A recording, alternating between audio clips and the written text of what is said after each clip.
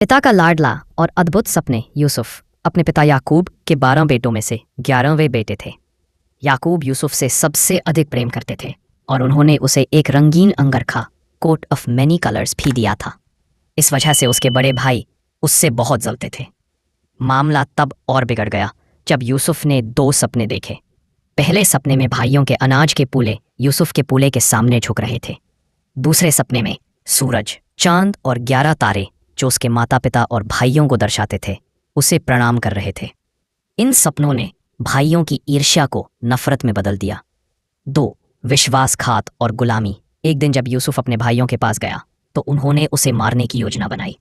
अंत में उन्होंने उसे नहीं मारा बल्कि उसे एक सूखे कुएं में डाल दिया और बाद में मिस्र, इजिप्ट जाने वाले व्यापारियों को गुलाम के रूप में बेच दिया।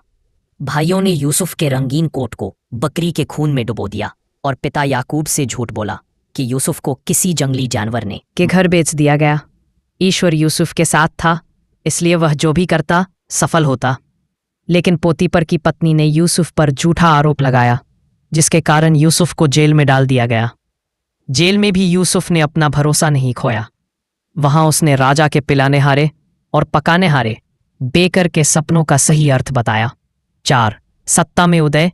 फिरौन के सपने। 2 साल बाद मिस्र के राजा फिरौन ने अजीब सपने देखे जिनका अर्थ कोई नहीं बता सका। पिलाने हारे को यूसुफ की याद आई। यूसुफ को जेल से बुलाया गया और उसने ईश्वर की मदद से सपनों का अर्थ बताया।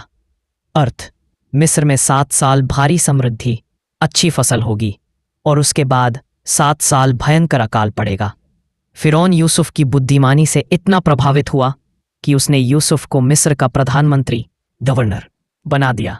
यूसुफ ने अनाज का भंडारण किया और अकाल के समय पूरे देश को बचाया। 5 भाइयों से मिलन और क्षमा। अकाल का असर कनान देश, जहां यूसुफ का परिवार था, तक पहुंचा। यूसुफ के भाई अनाज खरीदने मिस्र आए। यूसुफ ने उन्हें पहचान लिया, लेकिन भाई उसे नहीं पहचान पाए। यूसुफ ने अपने भाग परीक्षा ली ये देखने के लिए कि क्या वे बदल गए हैं। जब उसने देखा कि अब वे अपने छोटे भाई बेंजामिन और पिता के लिए अपनी जान देने को तैयार है, तो यूसुफ अपने आंसू नहीं रोक पाया। प्रकटीकरण: यूसुफ ने रोते हुए कहा, मैं यूसुफ हूँ, क्या मेरे पिता अब तक जीवित है? 6 कहानी का मुख्य संदेश: भाई डर गए कि यूसुफ उनसे बदला लेगा, लेकिन यूसुफ ने उन्हें माफ कर दिया और पूरे परिवार को मिस्र बुला लिया। उसने एक बहुत ही गहरी बात कही जो इस कहानी का सार है। तुम लोगों ने तो मेरी बुराई का विचार किया था, परंतु परमेश्वर ने उसी बात में भलाई का विचार किया कि बहुत से लोगों के प्राण बचाए।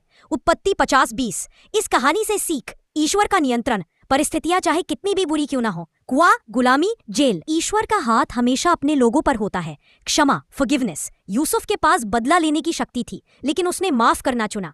वफादारी: यूसुफ हर जगह, पोतीपर के घर, जेल और महल में वफादार और मेहनती। ऐसी न्यूज स्टोरी सुनाने के लिए जीसस की इस चैनल को सब्सक्राइब करें एंड शेयर करें।